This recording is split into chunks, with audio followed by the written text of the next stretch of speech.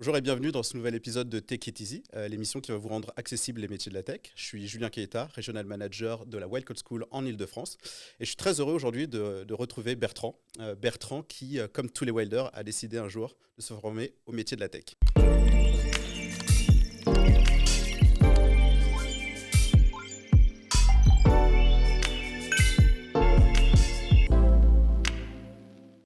Salut Bertrand, comment tu Salut, vas? très bien et toi? Ouais, je te remercie. Du coup, je suis ravi de te retrouver ici, dans les locaux de la Wild Code School. C'est une première fois, d'habitude, on allait autre part. Pour commencer, est-ce que tu peux te présenter avec tes mots? Avec mes mots. Ouais. Moi c'est Bertrand du coup. Mhm. J'ai un petit peu moins de 30 ans et je me suis reformé au métier de la tech il y a 2 ans et demi maintenant, Ouais. à la Wild dans les anciens locaux. C'est des nouveaux locaux pour moi ici. Et ça a été une reconversion nécessaire, on va dire. Ouais. Ok. Du coup, est-ce que tu veux bien peut-être revenir sur ton histoire, peut-être un peu plus avant, peut-être quand tu étais ado, qu'est-ce que tu voulais faire de ta Ouais. vie? Bah, Quand j'étais ado, je voulais pas forcément faire ça. Mhm. L'informatique, les ordinateurs ont toujours une part très présente dans mes loisirs, mon quotidien. J'ai toujours été très jeux vidéo Ok. et très cinéma aussi. Et c'est pour ça que je me suis formé vers les métiers du cinéma et les effets spéciaux, pour être plus précis. D'accord. Donc ça a été un cursus en 3 ans qui a débouché sur de la galère, principalement de la galère. Il y a beaucoup d'écoles qui ont fleuri pour les effets visuels, la 3D, ce genre de trucs, et beaucoup de gens qui ont rêvé sur le marché en même temps, et pas forcément autant de taf que de personnes. Du coup, ça a été pas mal galère. Du coup, j'ai voulu continuer là-dedans. J'avais pas mal de compétences en graphisme, donc là, j'ai essayé d'aider soit à des tournages de potes. J'ai créé une auto-entreprise, j'ai essayé de vendre du graphisme à des boîtes, Mhm. un peu de scénario, un peu de storyboard, ce genre de trucs. Ouais. C'était très sympa, mais je pouvais pas vivre. Si j'arrivais à cumuler 900 balles dans le mois avant URSAF, c'était mon grand max, quoi. C'était un peu misérable. Tu étais déjà parisien à cette époque-là? Ouais, mais du coup, la première école était à Paris. Mhm. ISIS, ça s'appelait. Du coup, ça a été aussi un peu desservi par les États islamiques. ISIS, le nom sur un CV, Ok. c'était moyen. Je l'ai pas vu venir celle-là. Non, mais eux non plus, tu sais. Ils ont dû changer le nom. Rester sur Paris, mais du coup, je trouvais des boîtes qui voulaient de mon taf en Picardie. Enfin, c'était vraiment la galère. Et c'était avant toute l'époque où où on s'est habitué à travailler en remote, donc Ouais, j'imagine en que plus, oui. ouais. Donc, moi, du coup, c'était déjà du remote, mais c'était des boîtes qui avaient des clients aux États-Unis. Donc, des fois, je me retrouvais à recevoir des mails à minuit pour une presse qui faisait à 5 heures du mat. Et hop, j'y retournais et je taffais pour livrer un storyboard. Ok. On n'est pas prévu, il fallait que le storyboard soit en anglais. Ah, ok. Et c'était de la communication institutionnelle, c'était des films d'entreprise, c'était Non, quoi? c'était vraiment cool. Là, en l'occurrence, ce dont je parle, c'était une boîte qui s'appelait Shadow, pas comme les PC, Mhm. c'était une petite appli. En gros, la boîte, elle veut vendre une techno de capture 3D de visage pour vendre ça aux entreprises de jeux vidéo pour que le joueur puisse mettre son visage dans le jeu. Pour tout ce D'accord. qui est RPG, Ah dire oui. je me joue moi, quoi. Et ils ont fait pas mal de tests avec Skyrim, GTA, etc. Ils ont réussi à inclure leur technologie dans tout ça. Mhm. Donc les mecs sont devenus des modeurs pro, quoi. Le problème, c'est que pour vendre ça ensuite à des grosses boîtes, genre Ubisoft, Electronic Arts et autres, il faut avoir la certitude que l'utilisateur final, le joueur, va avoir un LiDAR chez lui et va pouvoir capturer sa tête. Mhm. Or, un LiDAR pour le cinéma, en dessous de 5000 boules, Oui, c'est ça, c'est pas accessible, quoi. tu l'as pas, quoi. Ok. Et donc, eux, leur postulat, c'était ouais, mais on a tous des téléphones de plus en plus performants, Mhm. avec plusieurs caméras pour de la prise de vue 3D, justement. Donc, n'importe qui va pouvoir l'utiliser. Et pour le vendre et le montrer, ce qu'ils ont fait, c'est de faire une app téléphone Android et iPhone et d'essayer de performer un peu sur les réseaux sociaux et autres et dire ensuite, dans leur rendez-vous client, dire voilà, on a tant de milliers d'utilisateurs, Ouais, la techno, elle marche, et elle marche chez l'utilisateur final. je comprends. Et donc pour toucher un petit peu l'utilisateur final qui allait coller à l'utilisateur qui intéresserait ce genre de boîte, il fallait faire des trucs un peu pop culture, quoi. Et Mhm. c'est là que moi je suis entré dans le truc. Donc avec l'appli, ils scannent ton visage et ensuite ils te mettent dans une scène. Et moi, je devais leur storyboarder des scènes avec le plus de pop culture dedans, le plus reconnaissable possible, sur le moins de secondes possible Mhm. pour pas payer les studios d'animation trop cher. Donc on s'est fait un Harry Potter, on s'est fait un Game of Thrones, on s'est fait du Iron Man. On a bien tripé. Mais bon, à raison de, en gros, 2 projets par mois à 500-600 balles pièce, c'était fun, mais c'était pas nécessaire pour survivre, quoi. T'as fait ça combien de temps? Du coup, j'ai dû faire ça pendant 1 an et demi, Ok. en gros. Puis bon, après, à côté de ça, j'avais d'autres petits trucs, mais ce qui Ouais. était très ponctuel, c'était un peu de graphisme, un logo par-ci, du X, UI par-là. Rien de folichon. Moi, je comprends le besoin de trouver autre chose. Du coup, qu'est-ce qui Carrément. s'est passé pour toi à ce moment-là? J'avais déjà des potes qui avaient fait la Wild. Ça n'avait Mhm. pas forcément intégré mon esprit à ce moment-là. J'avais des potes qui avaient fait 42 aussi. Mhm. 42, ça faisait pas mal parler. Ouais. J'en ai parlé à mes parents parce que j'étais pas forcément en capacité de me reconvertir tout seul, que ce soit en termes de budget ou en termes de mental, parce que mentalement c'était chaud aussi, forcément. D'ailleurs, sans vouloir, enfin, qu'est-ce qui se passe? Quelles sont les questions qu'on se pose quand on veut entamer une telle reconversion, quoi? Moi, le questionnement, c'était la thune principalement à ce moment-là. C'était de dire, Ça, c'est la thune et le temps, quoi. J'ai investi déjà tant de thunes et de temps dans une voie. Il va falloir que je reparte plus ou moins à zéro, que je réinvestisse donc de la thune et du temps. Ce coup-ci, il faut que ça paye. Il n'y a pas moyen que je reste dans un autre truc galère, quoi. Du coup, ça faisait à peu près 2 ans que tu étais sorti d'école. Ouais, même peut-être un peu plus. J'ai dû sortir d'école à 22 et j'ai commencé la formation à la Wild à 26. Ok. Donc ouais, c'est ça plus faisait 4 ans. pas très longtemps que tu avais déjà investi beaucoup de temps et d'argent dans une formation. Donc du Ouais. coup, Je crois que je venais à peu près de finir de payer, quoi. Ouais. Parce que c'était cher comme formation en plus. On était sur du 6000 boules l'année, 6000 boules l'année la première année, 8000 la troisième. Okay. Donc ça picotait un peu. Donc là, tu te diriges vers tes parents. Là, du coup, je vais en parler un peu à ma mère qui a toujours été plus le soutien dans ce genre de... Ma mère est prof, donc tout ce qui est formation, a priori, je me dis, bon, c'est le client à qui je dois parler. Et elle m'a mis un gros stop. Genre, toi, tu vas reprendre là, à ton âge, une formation de 3 ans, même dans un truc qui te plaît, tu vas aller jusqu'au bout. Non. Du coup, j'ai un peu accusé le coup, c'était chaud. Et puis, j'en reparle un peu avec mon frère pour lui dire, ouais, elle m'a mis un gros stop quand même et tout. Et lui, il regardait la Wild Code School depuis déjà 1 an et demi ou 2 ans, ça l'intéressait.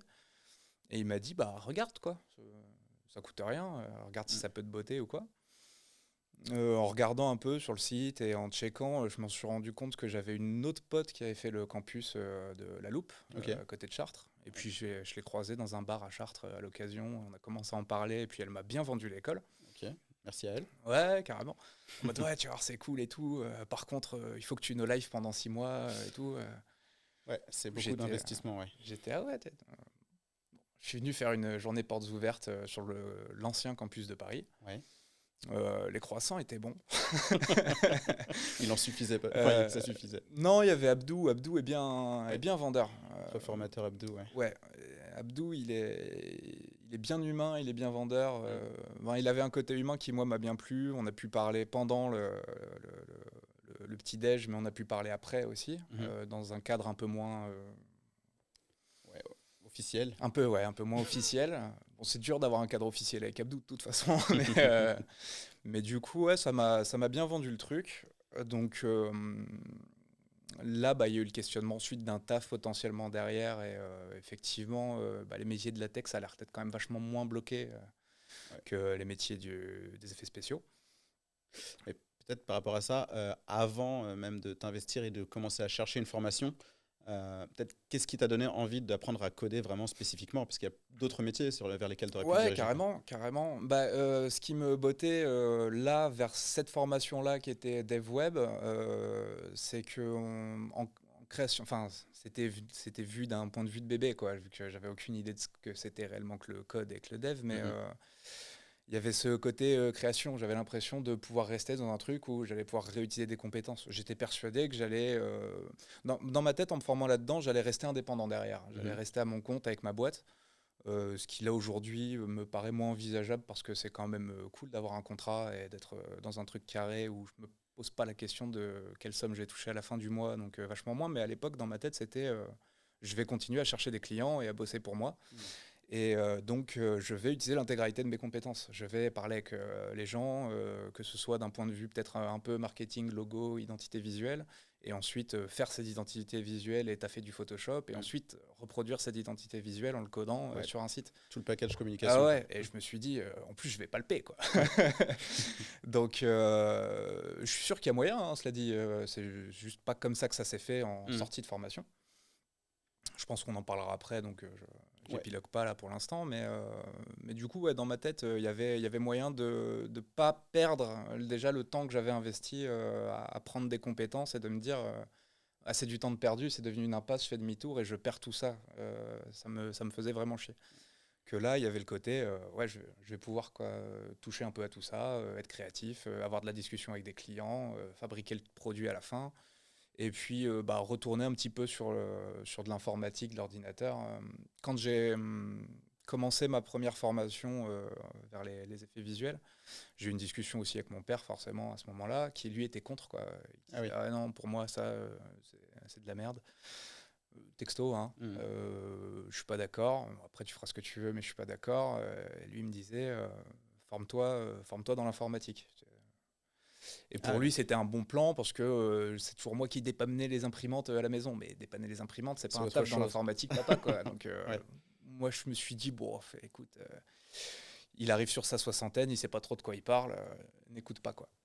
Mais bon, en tous les cas, dans ta tête, dans ton esprit, en tout cas, tu avais toujours peut-être l'aval de ton père par rapport à ça. Ça, du coup, je suis retourné lui en parler à ce moment-là. Et c'est vrai que là, il m'a plus appuyé que ma mère sur ce projet-là. Mais c'est vrai que sur la toute première formation, lui était pour aller vers quelque chose d'informatique. Ça lui paraissait naturel et que ça tombait sous le sens. Et moi, j'étais, il me fait chier, lui. Moi, je veux faire des jeux vidéo, quoi.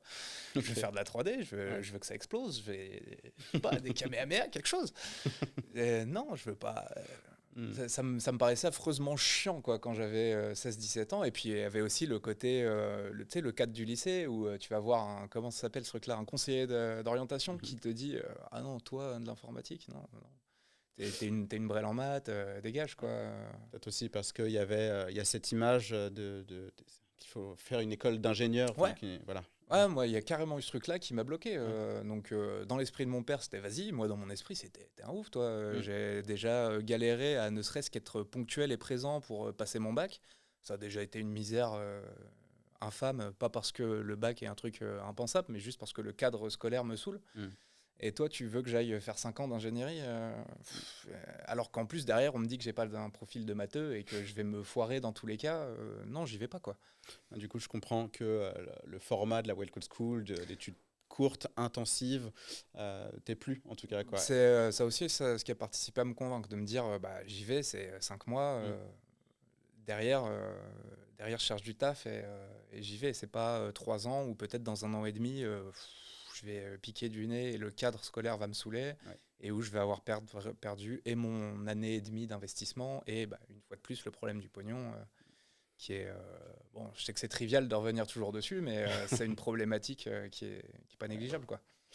Si on fait une petite ellipse, donc là, ça y est, tu es convaincu, tu es inscrit à la WEL, tu as fait tout le parcours de candidature. Ouais, j'ai vu ma banquière, j'ai emprunté de l'argent, tout ça. Voilà, t'es élève, c'est bon.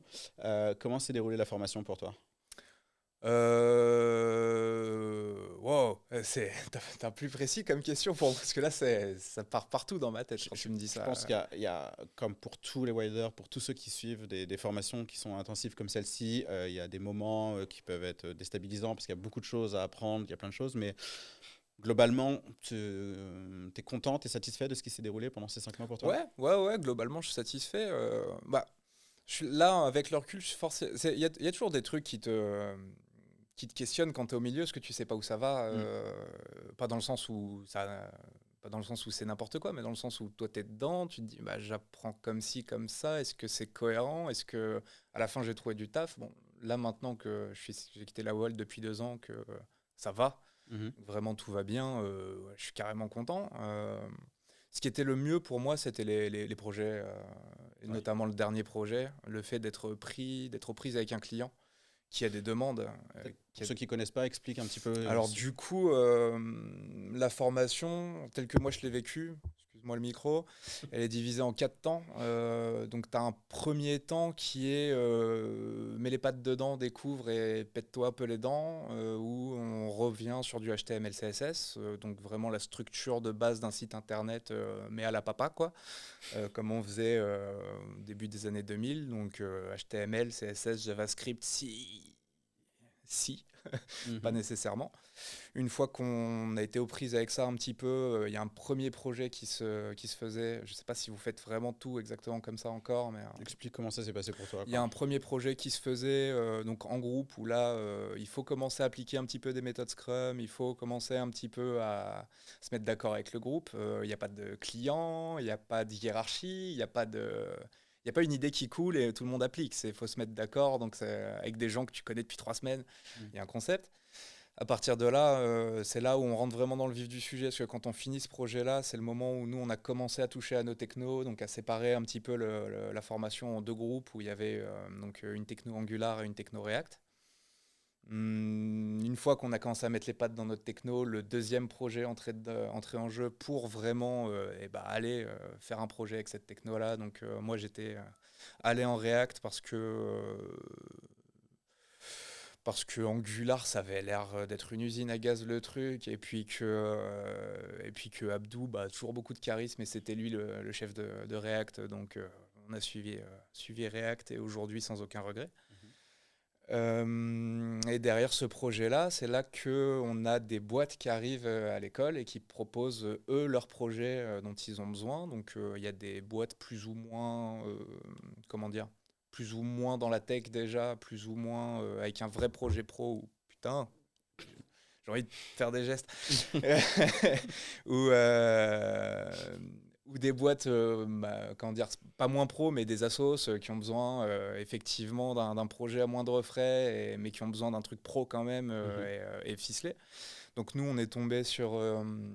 c'est là que c'était fun, parce que du coup, j'ai raccroché avec le cinéma. On est tombé, nous, sur une boîte qui s'appelait, j'ai plus le nom, mais qui faisait... qui faisait du cinéma... Merde, j'ai perdu les mots. J'ai plus rien. Je sais pas. Du cinéma d'avant. Du cinéma d'avant. J'ai envie de dire de tradition, mais c'est trop pas le mot. J'ai plus le mot. Des films cultes, allez, on va dire. D'accord, ok. Donc eux, leur trip, c'était de reprendre les films cultes qui ont fait une génération, soit qui ont modelé un style à part entière, un film de genre complet juste en partant de ce film.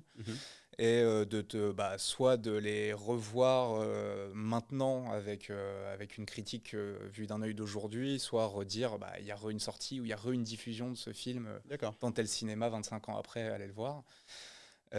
Et donc ils voulaient un site internet, et ils voulaient principalement un calendrier pour avoir au même endroit sur leur site les sorties en salle, les rééditions en salle, les rééditions en DVD et les festivals.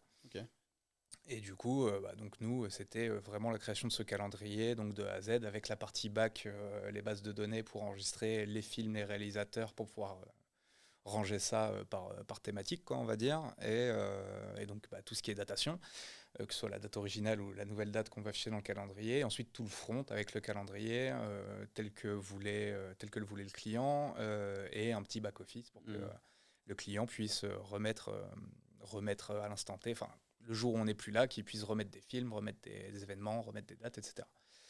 Et forcément, c'est un client qui n'a aucune idée de comment fonctionne la tech, de comment...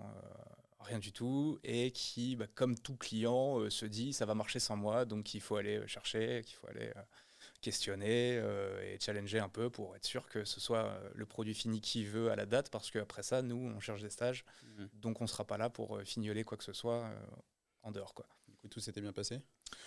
Pas tout à fait. Dans l'ensemble, ouais. Le projet tel qu'on l'a livré correspondait complètement à tout ce qui avait été demandé. Simplement, mais comme tout client, le jour du rendu avait de nouvelles demandes. Ah oui, Abdou a été très clair avec nous, que ce soit avec ces clients-là ou avec un vrai client, à un moment, à la fin du projet, c'est la fin du projet. Donc, On a tendu des perches, on a demandé pour pouvoir fignoler et faire ce genre de détails 2 semaines à l'avance. Après l'heure, c'est plus l'heure, quoi. Et si c'était avec un vrai prestataire, ça aurait un coût. J'imagine qu'avec ton expérience d'indépendant avant, tu savais un peu. C'est moi qui me suis occupé de mettre le stop, ouais. Je suis sûr. C'était un joli stop. Ils étaient pas très contents, mais finalement ils ont repris un prestat pour terminer. C'est vrai qu'à partir de là, moi je m'en suis pas trop occupé, donc je sais pas vraiment si le projet a abouti ou accouché de quoi que ce soit derrière.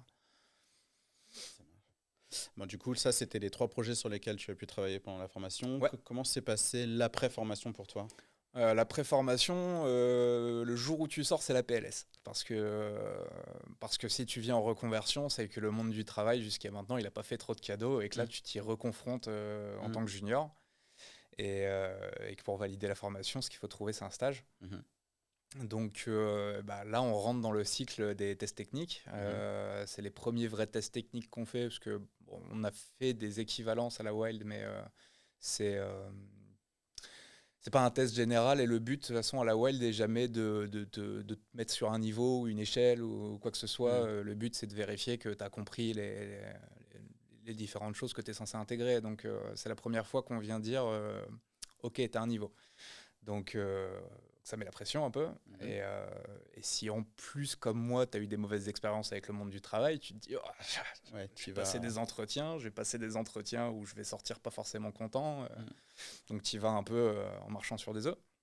Et tu en as fait beaucoup pas tant que ça, j'ai eu de la chance finalement. J'ai fait un test technique sur lequel vraiment j'ai bourré parce qu'il demandait un truc abusé pour un stagiaire, mais moi je savais pas que c'était abusé pour un stagiaire. C'était le premier test technique que je faisais. Nickel. J'ai plus du tout le nom de la boîte en tête, mais en gros les mecs ils ont voulu que je code Spotify à la maison quoi, en 5 jours. J'ai pas réussi. J'avais un lecteur qui, je pouvais fouiller dans les albums de l'API Spotify et lancer l'album, et ensuite ça lançait l'album tout seul et ça passait de chanson en chanson tout seul. Mais ensuite, plus précis que ça et faire plus proche de Spotify que ça, avec mon niveau de l'époque, c'était inenvisageable. Et déjà, je pensais que ce que j'avais fait, c'était ouf. En y allant, je me suis dit, ils veulent un junior, c'est pour un stagiaire. Il y a de tout là-dedans. Genre, je me dis, s'ils ont un mec qui a fait mieux que ce que j'ai fait là, c'est que le mec, c'est pas un stage qu'il vient chercher, quoi. Donc, vas-y, j'y vais quand même à l'entretien. Ils m'ont dégommé. Ah bon? Ouais, c'était... en gros, le seul truc positif qu'ils avaient à dire sur mon code, c'était quasi négatif en même temps. C'était, la structure de ton code était vachement bien, tellement que je suis allé fouiller sur Internet pour voir si tu l'avais pas volé ailleurs, quoi. Ah, bon, c'est un beau compliment. En même temps, c'est un compliment. En même temps, tu me reçois en me disant que j'ai triché le truc, quoi. Donc, je sais pas trop comment le prendre. Et puis, dans la discussion, ils auraient pu me prendre, mais il y a un truc qui a fait que non. Est-ce que j'ai bien fait de le leur dire ou non? Avec le recul, je pense que oui. C'est que j'ai été très honnête avec eux en disant que non, je ne serais pas quelqu'un d'entièrement autonome si je commençais avec eux aujourd'hui. Ce qui est à peu près normal quand on fait un stage. Ouais, mais eux, ils attendaient quelqu'un... pas qui serait capable. Voilà. Pour eux, un stagiaire, c'était pas quelqu'un qui produirait autant qu'un junior ou qu'un confirmé, mais c'était quelqu'un quand même qui serait autonome dans la recherche de compétences, dans l'évolution, quoi. Et oui, là où il t'apprend à être autonome, oui, j'aurais pu coller au truc, mais j'en avais pas envie. J'avais pas envie de donner entre 2 et 4 mois de galère pour un truc qui aboutirait pas forcément encore. Donc j'ai préféré être complètement honnête avec eux, mais bon, en sortant de l'entretien... oui, j'étais pas bien. J'étais pas ouf bien, non. C'était pas la folie. Je peux comprendre. C'est après que j'ai eu plus de chance, quoi. Alors qu'est-ce qui était plus chanceux pour toi? J'ai fait d'autres tests techniques qui étaient plus ou moins bien. J'ai attendu des réponses, mais ça s'est vite coupé, parce que j'ai une pote de la formation, Solène, qui elle qui a passé un entretien avec Wikar. Oui. Et au milieu de l'entretien, elle a senti que ça le ferait pas. D'accord. Que humainement c'était cool avec eux, qu'ils s'entendaient bien, que techniquement elle apprendrait des trucs là-bas, mais que ça allait la saouler. Genre que techniquement ils allaient attendre de la même manière beaucoup d'autonomie, mais beaucoup plus qu'elle serait capable de fournir, plus une autonomie qui moi me correspondrait. D'accord. C'est dur d'exactement expliquer quelle autonomie on peut donner par rapport à ce qu'ils attendent ou ce que nous on attend. Moi j'attends pas d'avoir quelqu'un à côté de moi constamment pour m'expliquer ce que je dois faire. Je préfère qu'on me laisse galérer et trouver le truc, mais j'ai besoin au moment où ça coince de dire ça coince, quoi. Viens, dis-moi pourquoi ça coince, et après, casse-toi, je finis tout seul, mais qu'on vienne m'aiguiller, parce que si ça fait 2 heures que je bloque, quoi. Et que elle, non, elle avait plus besoin d'un accompagnement plus quotidien, quoi. Donc elle leur a dit texto, appelez mon pote. Ok, elle t'a recommandé Ouais, directement, quoi. alors qu'il lui avait pas répondu encore pour elle, mais elle savait que peut-être ça donnerait rien, puis que même si ça donnait quelque chose, elle préférait être dans une structure différente. Donc texto, elle leur a dit, voilà, le numéro de téléphone de Bertrand, appelez-le.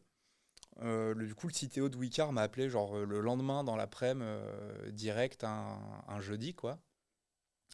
J'ai pas aimé ce qu'il m'a dit au téléphone. Parce qu'en gros, il m'a dit, bah, si ça te va, on t'envoie un test technique. Je lui ai dit, ouais, bien sûr. Parce que j'ai pas envie de pas faire de test technique de toute façon. Parce qu'il y avait cette volonté de me fixer par rapport au marché, de savoir s'il fallait que je reprenne encore un peu un mois à bouffer certaines notions que j'avais pas encore, ou ce genre de choses. Et donc, ouais, il m'a appelé un mercredi après, mais il m'a dit, bah, ouais, si tu renvoies le truc vendredi et tout. Je lui ai dit, oh, vendredi, ça le fait. Et il me dit, et après, on peut se rencontrer vendredi direct. Et je lui dis, ouais, non, vendredi, je savais que j'étais pas dispo. Il me dit, bah, lundi, ça te le fait. Je lui dis, ouais, lundi, on est bon. Il me dit, bah, dans ce cas, si tu veux prendre jusqu'à lundi matin pour faire ton test technique, vas-y, quoi. Je lui ai dit, ouais, non, ce sera pas nécessaire. J'avais vu le test technique de Solène, je savais ce qu'ils allaient demander, donc je savais que j'avais pas besoin de 4 jours pour ce truc. Et là, il a dit un truc que j'ai trop pas aimé. Il a dit, bah, parce que ta pote Solène, elle avait pas terminé, donc c'est l'occasion de marquer des points, quoi. Je dis, bah, ouais, mais je suis pas là pour marquer des points, moi. Et puis, je suis pas là pour bosser le week-end. Je suis là pour avoir un taf normal. Donc, si t'attends d'un stagiaire qui bosse le week-end, je sais pas, dans ma tête, ça. Il y a un truc à conseiller. Okay. Donc, du coup, je lui ai renvoyé son truc vendredi à 15h. Et il n'y avait pas moyen que je refasse une couche. Mais j'avais bourré le truc, quoi. J'avais fait l'intégralité de ce qu'il demandait. J'avais fait plus. J'ai remis du style, une barre de recherche qui n'était pas demandée. J'avais fait un déploiement histoire que direct en arrivant sur le GitHub, ils aient un lien pour voir la gueule que ça avait. Et lundi, il m'a rappelé en disant ouais, putain, t'as fait un déploiement, c'est trop stylé, on a tous regardé le machin. Donc, on t'attend pour l'entretien, quoi.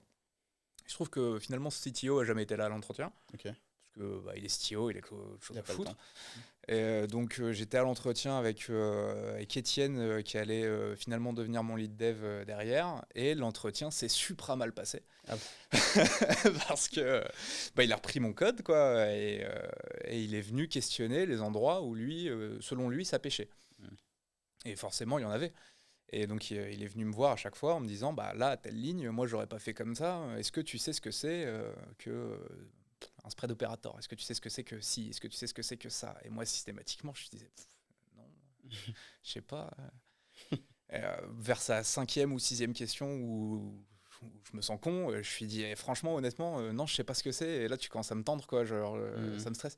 Il me dit non mais on s'en fout, c'est pour savoir si tu sais, quoi. Et donc il m'a posé à chaque fois, ce qui était cool, c'est qu'à la fin de sa question il m'expliquait comment lui il aurait fait, pourquoi, comment ça fonctionnait en JavaScript, et il me faisait le tour de la notion. Donc l'entretien a duré un peu plus d'1 heure comme ça, et il a été un poil vicieux, c'est que sa toute dernière question c'était exactement la même que la première mais à un autre endroit du code, quoi. Et en mode du coup ça, si je te demandais de le faire autrement, tu le ferais comment? Je dis ça c'est ce que tu m'as expliqué à la première, machin. Il a eu l'air satisfait du fait que finalement j'ai écouté ce qu'il me disait et que j'avais compris.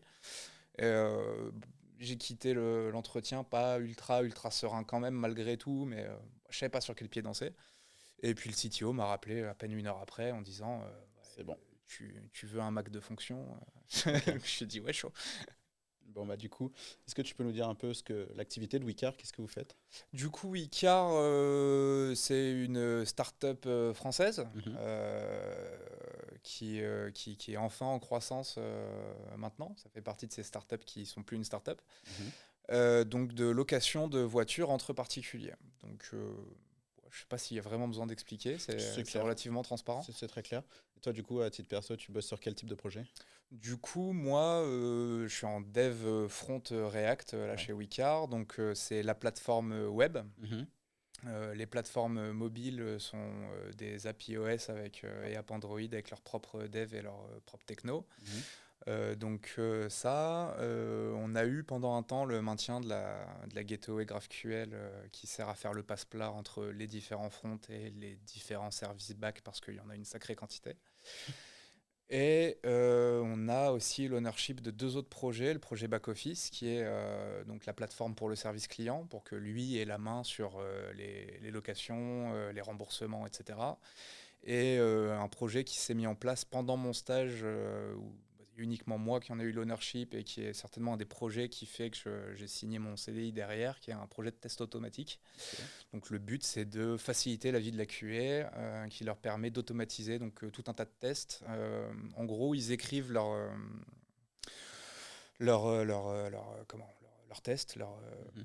succession de tests en anglais, et moi j'ai codé le projet pour que chaque phrase en anglais soit transférée en JS et automatise un Google Chrome, et que ça fasse toutes les actions en automatique et Ok. que ça remonte les problèmes dans une console. Beau projet. Franchement, assez sympa. Alors sur le papier, tout le monde dit que ça ne marche pas pour toutes les boîtes qui ont essayé.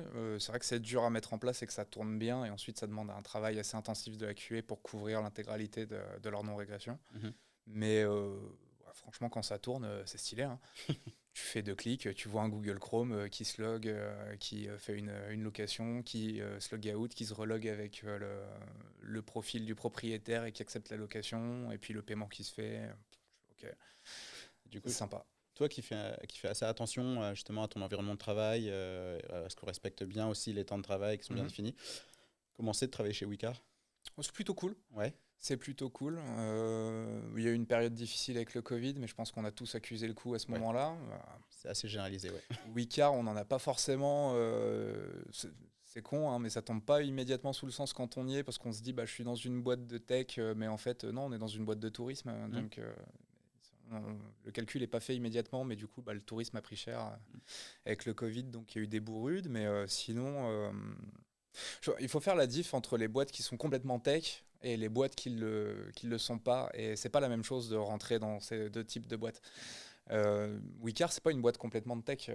Forcément, il y a un service assurance, il y a un service client, il y a un service marketing, il y a un service de légal aussi. Et tout ça, c'est un pôle complet, et c'est bien la moitié de la boîte. Mhm. L'autre moitié de la boîte, c'est la tech. Et on n'est pas forcément tous exactement logés à la même enseigne. La tech, c'est la tech. Donc, généralement, dans la tech, tout le monde est cadre, tout le monde est capable de, de de peser la quantité de travail qu'il a à faire, et si un matin il a une galère et qu'il doit se pointer 1 heure plus tard et ensuite rattraper son taf, ça le regarde. Mhm. C'est pas vrai dans Ouais. tous les milieux. Et bah, du coup, dans une boîte qui fait les deux, il faut aussi. C'est pas parce que dans la tech tout le monde est capable de comprendre que tu fais à ta sauce que le service client est capable de comprendre. Et pour que la tech ait pas une mauvaise image politiquement, il faut quand même respecter ce genre de cadre pour satisfaire tout le monde, quoi. Donc ça reste plutôt cool. Que ce soit les collègues ou la hiérarchie, entre guillemets, ça reste des gens humains et qui bossent dans la tech et qui savent ce que c'est que de se prendre la tête sur les mêmes tests pendant 2 jours d'affilée, que des fois, il faut faire une pause. Euh, je suis content. Ouais, top, top, top, tant mieux. Félicitations. Merci. Et à quoi ressemble ton équipe du coup? Tu as bien été accompagné, tu as bien été J'ai été accueilli? bien accompagné. Alors, la réalité d'aujourd'hui, post-Covid, n'est pas la même. Donc, quand je suis arrivé en stage, on avait une équipe front-end web qui était extrêmement bien fournie, avec des gens super compétents. Et moi, j'ai pris en compétence énormément pendant la toute première année. C'était vraiment fou. Mhm. Donc, on avait une équipe. On était 5, 6. On était 6 front uniquement pour le web, pour la plateforme et le back-office. Il y avait à peu près autant de personnes pour le back, pour la dizaine de microservices back PHP. Donc ça divisé en 2 équipes. Mhm. Donc c'est 2 feature teams. Ouais, peut-être reprendre à zéro. C'est 2 feature teams du coup, chacune composée à l'époque de 2 devs front web, d'un dev iOS, d'un dev Android, d'un QA, d'un chef de produit Mhm. et de 2 bacs. Et ça, c'était la division de base des deux feature teams, avec à côté de ça un pôle data, et au-dessus de tout ça, pour chaperonner, un CTO et deux DevOps SRE qui s'occupent de l'architecture et de la plateforme. Le gros de ce petit monde était freelance. Mhm. Donc les freelances, ça taffe bien et ça coûte cher. Donc ils ont sauté. Donc on a perdu tous les freelances avec le Covid parce que en perdant du commerce, Ouais, bien on a sûr. perdu au même temps des investisseurs. Donc à ce moment-là, il a fallu la direction a dû un petit peu Ok. faire du vase communicant, quoi. Ouais, ouais, je Ils s'en comprends. sont bien sortis vu que la boîte tourne encore et qu'elle est en croissance aujourd'hui, donc tant mieux. Je touche du bois par-dessus mon micro. Donc là aujourd'hui on est moins, on est toujours deux feature team, il y a toujours un QA par team, deux back par team, par contre on est un dev front par team seulement. Et donc c'est un petit peu plus dur de prendre en compétence. Bon, aujourd'hui moi je suis plus confirmé, donc c'est moins la recherche mais en même temps de prendre en compétence et aujourd'hui j'ai beaucoup moins besoin de m'appuyer sur mon collègue. Donc c'est pas non plus problématique pour moi au quotidien. Après, si c'était comme ça à la seconde où j'étais arrivé, Ouais, ça aurait été ça différent. aurait Ouais. été vachement moins cool. Ouais, Mais bon, j'ai eu de la chance, ça s'est passé comme ça, quoi. ok. En tout cas, merci beaucoup pour tout ce que tu nous partages. On arrive à la conclusion. C'est un bel épisode. J'espère que ça fera mûrir quelques idées chez nos auditeurs. Est-ce qu'il y a des conseils, un petit mot que tu voudrais partager à tous ceux qui voudraient suivre un Hmm. parcours comme le tien, en tout cas, qui voudraient se reconvertir dans la tech? La Wild, ça offre une autonomie dans l'apprentissage. Et cette autonomie dans l'apprentissage, il faut la garder de A à Z parce que même si une boîte elle a intérêt à ce qu'on prenne en compétences, elle sera toujours capable d'embaucher quelqu'un qui a plus de compétences. Et à la fin de la journée, si tu prends en compétences, elle en a rien à foutre. Donc ça dépend que de nous, de vous en l'occurrence. Je m'adresse à vous, de bosser et de s'y mettre, quoi. Il n'y a pas de recette miracle. Il y a toujours des gens qui galèrent plus que d'autres et des gens pour qui c'est plus facile que d'autres. Mais à la fin de la journée, quelqu'un qui taffe, qui continue de s'intéresser aux nouvelles techno et à ce qui arrive, et qui, lui, alors je ne sais pas si on peut parler de conscience professionnelle, mais qui a l'envie de bien faire et de sortir un code qui est joli, qui est lisible, qui est maintenable, ce sera toujours le plus beau cadeau qu'on puisse se faire tout seul je sais pas, pour une carrière ou pour de la compétence, c'est de vouloir faire bien. Eh ben, encore une fois, merci. Je te souhaite une belle continuation chez Wicard, du coup. Merci. Et puis moi, je vous donne rendez-vous au prochain épisode. En attendant, à bientôt sur Internet ou ailleurs. Merci. Salut Bertrand. Salut.